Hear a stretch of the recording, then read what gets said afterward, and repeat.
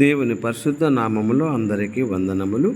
యెషయా గ్రంథము 40 అధ్యాయము 25వ వచనము నుండి, నీవు ఇతనితో సమానుడవు అని మీరు నన్ను ఎవనికి సాటి చేయుదురు అని పరిశుద్ధుడు అడుగుచున్నాడు. మీ కన్నులు పైకెత్తి చూడుడి, వీటిని ఎవడు సృజించెను? వీటి లెక్క చొప్పున వీటి సమూహములను బయలుదేరజేసి వీటన్నిటికీ పేర్లు పెట్టి పిలుచువాడే కదా. తన అధిక శక్తి చేతను తనకు కలిగి ఉన్న బలాతిశయము చేతను ఆయన ఒక్కటి అయినను విడిచిపెట్టడు. యాకోబు, నా మార్గము యెహోవాకు మరుగయ్యున్నది, నా న్యాయము నా దేవుని దృష్టి కనపడలేదు అని నీవేలా అనుచున్నావు?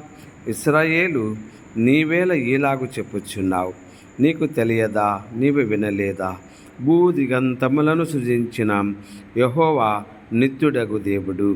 ఆయన సొమ్మసిల్లడు, అలయడు. ఆయన జ్ఞానమును శోధించుట అసాధ్యము. సొమ్మసిల్లిన వారికి బలమిచ్చువాడు ఆయనయే, బలహీనులకు బలాభివృద్ధి కలుగజేయువాడు ఆయనయే.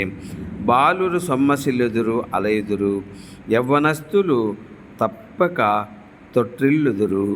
యెహోవా కొరకు ఎదురుచూచువారు నూతన బలము పొందుదురు. వారు పక్షిరాజుల వలె రెక్కలు చాపి పైకి ఎగురుదురు. దేవుడి పరిశుద్ధ వాక్యమును దీవించునుగాక. ఆమేన్.